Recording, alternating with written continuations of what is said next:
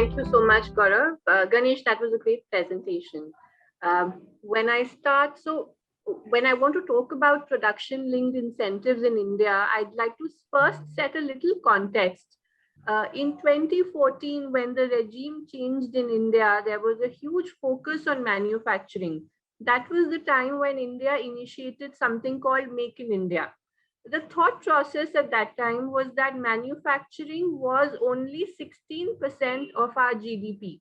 We wanted to increase the manufacturing percentage or contribution to the GDP to around 25%.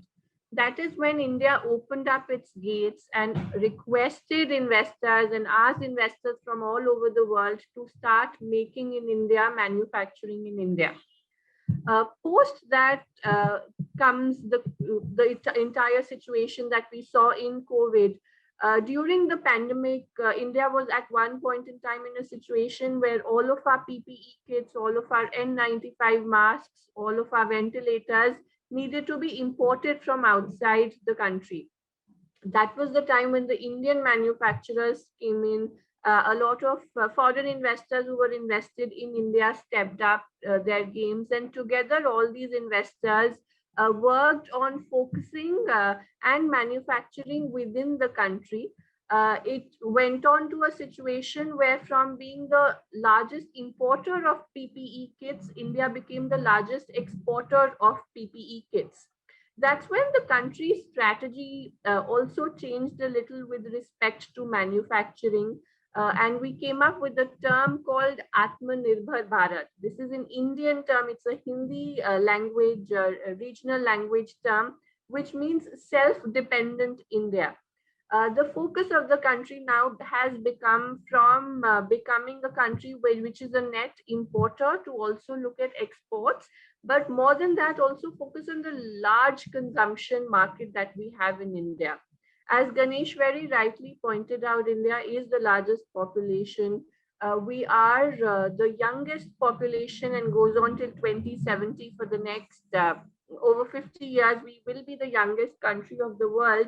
And most of the production which comes in India is usually assembly or last stage manufacturing.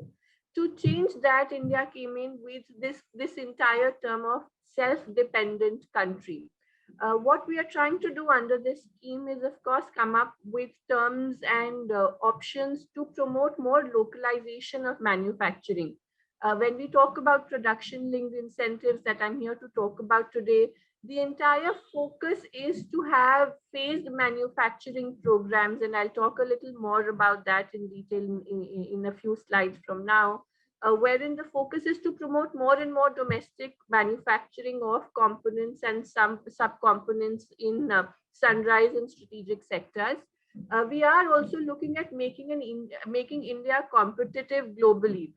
There are sectors in India such as automotives, where in India is already a very large exporter of components, but we would want to be more and more competitive with respect to pricing. That again is where the production linked incentives come in. We are also looking at curbing cheap and low quality imports. With view of all of this is when India came up with the production linked incentives. Production linked incentives is basically an incentive wherein 3 to 5% or 2 to 5% of the total production value of a company would be given in by the government of India. This is going to create manufacturing global champions and bring in scale and size to the country, and also to be able to provide jobs within the country. Now I want to talk a little bit about why India came up with a plan like this. Before I go into the sectors or before I start talking about the amount of fiscal support that the government of India will provide by way of these production linked incentives, one of the targets, of course, is to make India globally competitive with respect to manufacturing. We are looking at attracting more investments. We are looking at increasing more employment in India. Of course, we're talking about creating economies of scale. We've seen and there has been a strategy that China followed They say a lot of investors say that India is going through a phase where China was in 2005, 2006. But there's a slight difference in our approach. India, of course, has been very service driven. Along with that, China, for a great number of years, was a contract manufacturer. A lot of manufacturing that went ahead in China was of simple goods. It was of identified products which were more in the contract manufacturing space. India is looking at products which are slightly different, more complex, more high tech, more high value, and also looking at creating economies of scale in such products. We are, of course, looking at driving innovation and coming up with cutting edge technology within the country. And very importantly, make India an integral part of the global supply chain. With all of these benefits in mind, India came up with the production linked incentive scheme. What this scheme does, as I mentioned, is that we have identified a period of 5 years. In these 5 years, for certain identified sectors, for certain qualified companies who would apply and eventually qualify to be eligible for the production linked incentives, these companies will be given 2 to 5% depending on the sector and the product of their production value in the next 5 years from the government of India. Now, I know Ganesh already spoke about a few sectors, but I want to talk about the thought process that went behind identifying these sectors and what really as a country we are aiming to achieve. If I talk about the top section of my slide, wherein I have four sectors: pharmaceutical, mobile phones, medical devices, and electronic components. This was the first four sectors wherein India came up with a PLI scheme. $6.5 billion worth of incentives have already been given out to companies who applied for these four sectors, and these schemes are already closed. The next set of sectors is what I have on the bottom left, which are the notified schemes. Now, I want to spend 5 minutes on talking about why these sectors, as a country, what are we trying to achieve? The first one, of course, here is advanced battery cells. With the focus on electric vehicles, India has announced that we are looking at converting to 100% electric vehicle ecosystem. With that, batteries become extremely important. There are a number of steps that the government of India has taken. For example, we are coming out with our own technologies which are being provided free of cost to any developer within the country. We're looking at more and more incentives from the state governments and the central government, and in addition, a production linked incentive. When we talk about pharmaceutical drugs, we all know during the pandemic, India was one of the largest exporter of medication required for the pandemic. However, if we go back and look at the PLI that has already been closed and the one which is now open, in the one that we are looking at, which is closed, there was a focus on the last production of the entire chain. So this is where the actual medicine was being produced.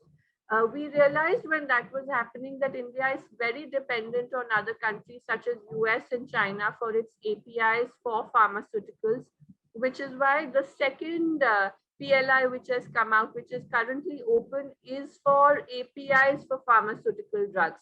So we want to go upstream in our manufacturing line and also start manufacturing APIs within the country. The next aspect is telecom and networking equipment, wherein again India is looking at high scale manufacturing of telecom and networking equipments. Food product is similar, wherein we have significant amount of food processing that is already happening in India. This is with the focus of making India competitive export-wise as well, and increase the quality of the food processing that happens in the country. Electronics is a great example of what already has happened within the country, along with mobile phones, and I'll come to that in detail in a minute. White goods again is looking at a sector wherein looking at the consumption in India, we're looking at making it competitive price wise. Solar is a very interesting example of what really is a process that India as a country has followed. To go back a little in history, till 2010, all of our electricity was thermal. We were in the traditional power sector. In 2010, India launched something called a National Solar Mission, which said that 25 gigawatts of all of our energy consumption should come in from renewable sources, including solar and wind. Come 2015, we changed this number and we came up with a target of 175 gigawatts of power to be generated using renewable sources, including again solar and wind. The first sector which we sort of conquered when it comes to manufacturing in India in this renewable energy space was wind. India has all large manufacturers of wind blades and their components in India. And I'm very happy to share that more than 90% of a wind blade is currently being manufactured within the country for consumption in India and export. The story in solar, however, was a little different. More than 90% of our solar equipment being used for solar energy was coming in from China. There was a significant dependence on a single country, which is where this particular scheme has been brought in. But there's more interesting, innovative ideas that as a country we are following. So to give you an example, we have a lot of institutional investors who have invested in India in the solar energy space. They invest in portfolio companies. We have funds from all of Southeast Asia, Canada, Middle East who have invested in portfolio companies who further are power generators in India. Now, to take it a step further, what India has done, we have come up with linked tenders where manufacturing and generation both have been clubbed into one single tender. Along with doing that, to be able to attract more and more private investments, the second aspect of what we are doing is to come out with a production linked incentive scheme. The idea again here is to provide some part of the benefit from the government to all these manufacturers, looking at the large opportunity that this sector has to give to a country like India. Moving to automobiles, which is the three on the right hand side are still waiting for approval, but we are looking at seeing these come in also very, very soon. If we talk about automobiles, as I mentioned earlier, India is one of the largest exporters of auto components. However, we are looking at becoming more and more competitive price-wise when we look at export, which is why we have come up with the production-linked incentive here. When we talk about textiles, India had more than 5% of the export of textiles for all over the world happens from India. The one component that is missing out in India for textiles is man-made fiber, MMF segment, which is why now India has come up with a PLI scheme in textiles as well, with the focus of making India competitive. Again, in specialty steel, India is the second largest manufacturer and exporter of steel all over the world. Though there are certain segments in steel again wherein we would want to build that competence and become price-wise more competitive, which is why a PLI is coming in for specialty steel. Now, if we club all of these together and we look at the timeline of 5 years that I was talking about, the government is providing a total outlay of $27 billion approximately. If we look at the fact that this is going to be somewhere between 3 to 5% of the total production with the government outlay, which means the total gross value added or the GVA that we are talking about will range somewhere between 400 to $500 billion.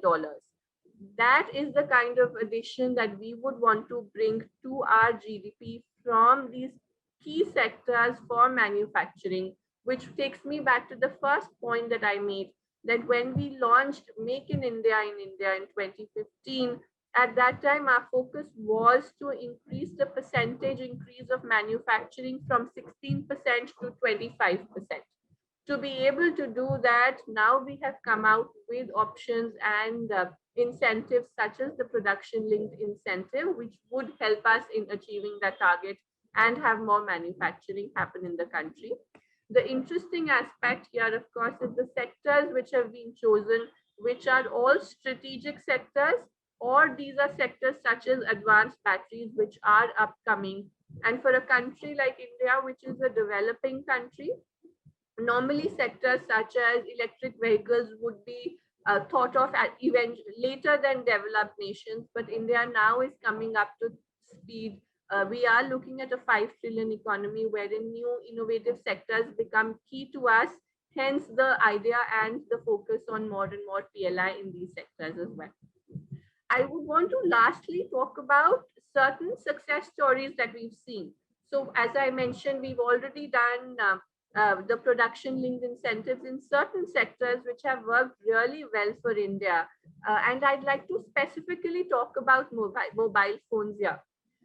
So if we go back a little in time again, in 2012, around the time of 2012, 2013, India was hearing a buzzword which was that electronics is the new oil problem for India, which meant that all of the electronics for India were being imported. We were actually sitting in a time when India had only 2 factories which were looking at manufacturing of mobile phones.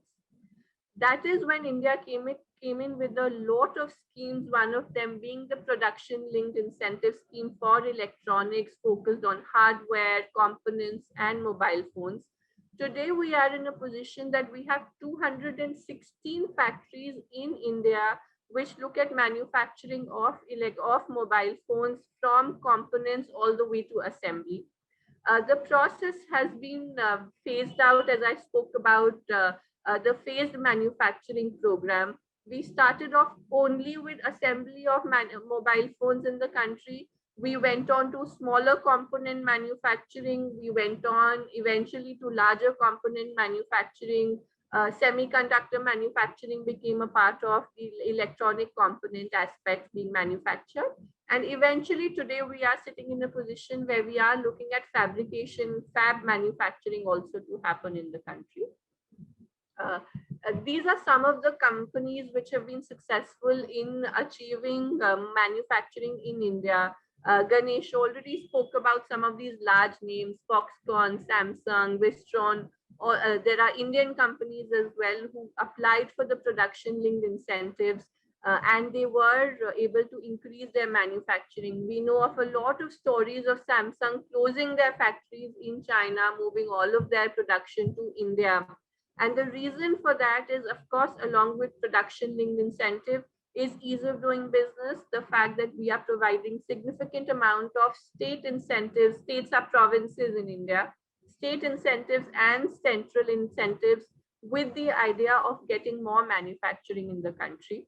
I would spend, in interest of time, I would just spend 2-3 more minutes talking about how you can apply or what is for any financial investor, for any institutional investor, what is the best way to become a part of this growth story, which is being driven by the production linked incentives. One way is to go the renewable energy way. What we saw in renewable energy, of course, is portfolio companies, funds such as CPPIB, GIC, Temasek, Adia from Abu Dhabi. All of them have invested in portfolio companies. India has a large set of these portfolio companies which are looking at equity and debt investments. In addition, there are various partnerships that are happening within the country. A lot of institutional investors are following a very simple strategy of identifying all companies which actually apply for PLIs. This is data which is available and look at a potential for equity or debt infusion in these companies. There is, of course, a lot of work happening upstream and downstream as well. So, you know, if we talk about solar PVs, there's going to be a lot of domestic sub-component manufacturing, which would also happen, which is again another space which can be of potential interest to investors.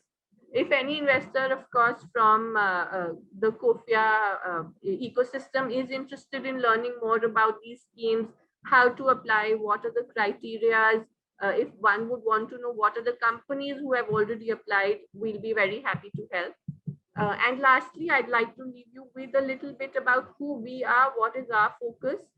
Invest India is the national investment promotion and facilitation agency, as Gaurav said. We are set up under the Ministry of Commerce of India. Our focus is to help the government in strategizing and making out the right strategies for attracting investments and work with the industry who is looking to invest in India.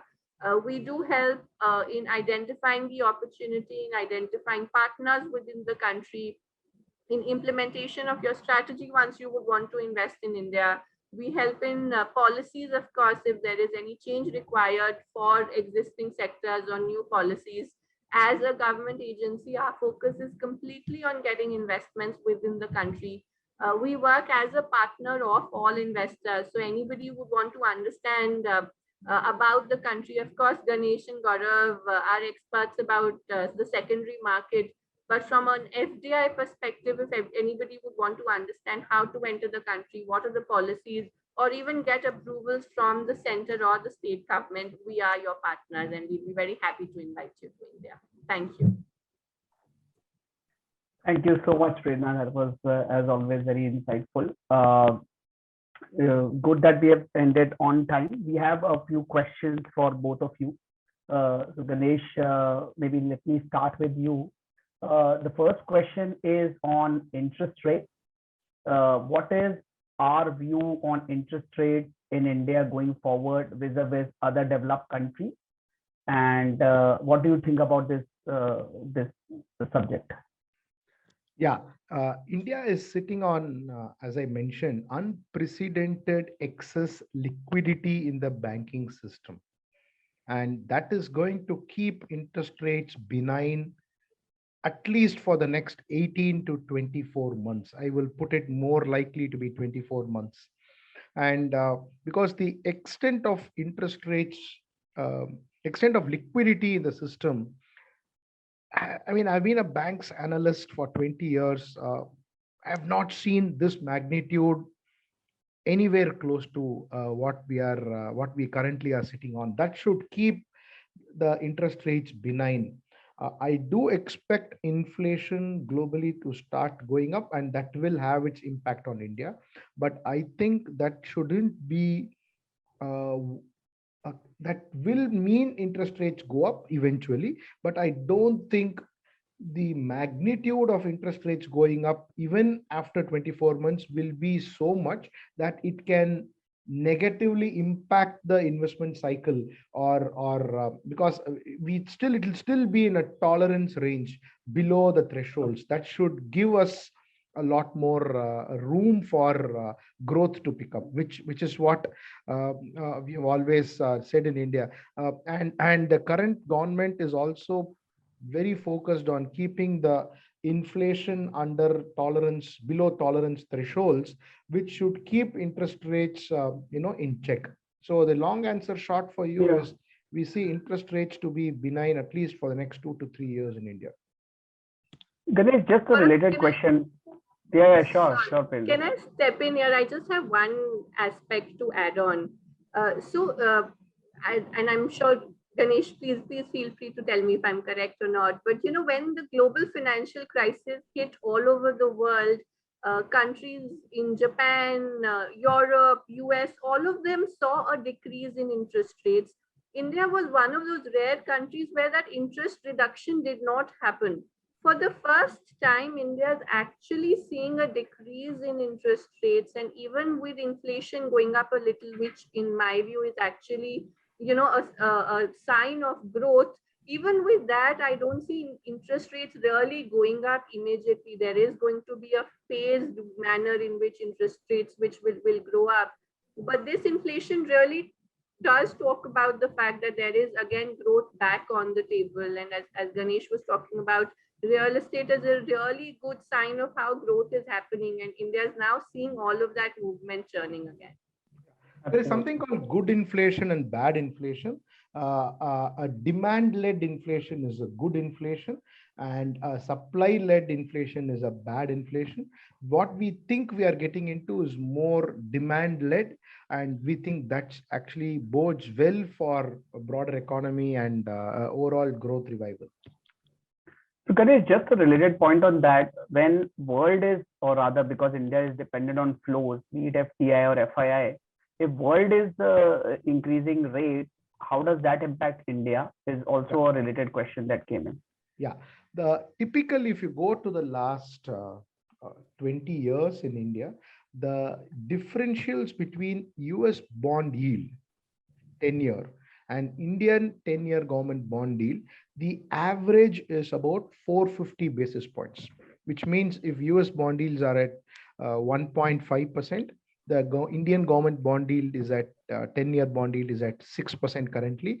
The difference is 450 basis points, which is holding true right now. But if you see during periods, there have been phases when these differentials have narrowed to as low as 250 basis points and as high as 750 basis points also. But what I will look at is, during when it's a question of inflation differentials, it's a question of how our foreign exchange reserves perform. So when I weigh all these into criteria, our assessment is this time the differentials should narrow to about 300 to 350 basis points. Even if US interest rates do go up, we think India can keep the interest rates at somewhere in the 6 to 6.5% range, unless our inflation also gets extended, and that might take our interest rates to 7.5, up to 7.5% 10-year bond yield in India. I don't think we should be too worried. Once it crosses 7.5, I'll get a little jittery. Okay, noted. Prerna, this is a question for you. One of the participants is asking, are there opportunities for Korean companies to cooperate in India in terms of solar panel manufacturing? Certainly, absolutely. This is a sector wherein 100% FDI is allowed. So if anybody would want to come in and manufacture on their own, the possibility is there. In addition, if they would want to look at partnering with any investor in India, the possibility again exists. Solar, as I mentioned, is a large opportunity. While we are looking at 175 gigawatts, the target is now moving to 223 gigawatts, which means there's more and more solar coming in the country. There's a large amount of opportunity. We'd be very happy to share more specifics on what are the new tenders coming or what is the way forward. In interest of time, we can share it offline. Sure, thank you. Ganesh, this next one is for you.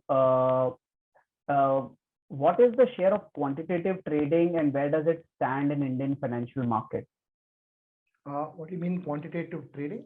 I think algo, machine trading, all okay. of those. Yeah, roughly about a third of our volumes in the cash segment, I'm saying cash institutional segment, should be machine or algos, or what I mean is the direct market access led trades. And that number should be inching towards, say, 40 to 50% in the next 2 to 3 years.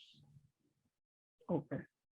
The next question is with respect to ESG, and do we have regulators or government bodies enforcing ESG, and how do you see that aspect sort of developing in India? ESG is a market-led forced change which is happening. Both equities, bonds, banks, anybody providing capital is increasingly forcing the borrowers or the respective companies to get their ESG score higher. And India, well, the G part of it was always something that we all prioritized and always saw through and judged the managements on that. E and S are being increasingly given importance, and I think that bodes well for how capital flows can shape up in India. Okay. Just one final question. This one is for Prerna. This I think is more related to the operational aspect. So one of the audience have asked that what is the impact of caste system? I believe the system serves as an impediment to flexibility and cooperation in the labor market. So this is more of somebody wanting to come and set up and get entangled in any regional issues. How is that sort of progress? Slightly a tricky one. So issues with respect to a foreigner coming and setting up in India or within India? And no, a foreigner coming up in India and setting up and sort of dealing with the regional caste or some issues there that way. That's exactly what we are here for. We make sure as an entity that, our motto really is the Prime Minister of India said we have to move from red tapeism to red carpet, and we actually operationalize it. So there's one very interesting aspect about India. The minute you come to India, you set up a company within the country, there is no discrimination. A public limited or a private limited company, irrespective of whether it's set up by a foreigner or by an Indian, is the same. So, or at least in the law, in the books of law, or in the eyes of law, there is no difference. Other than that, when you're setting up on ground, and we've seen this in the past, I don't want to hide the fact, but we've seen situations where there has been a language issue or there has been issues with labor, but that's exactly what we are here for. We will make sure that investors get the right kind of treatment within the country, and there is no discrimination. Any issues will be taken to the highest level wherever needed. We'll take care of. Thank you. And with that, I think we'll wrap this very interactive session. I'll hand over the mic to Teresa for her final remark. Thank you all for your informative presentation on the Indian market. It is quite a relief that COVID-19 is subsiding with test positivity rate falling below 3% and that the Indian market is picking up again. Without further ado, on behalf of the Korean participants, I want to thank all the presenters for your wonderful presentation. 웨비나 참석에 감사드리며 발표 자료는 금일 참석하신 분들께 이메일로 보내드리도록 하겠습니다. 감사합니다. Thank you very much.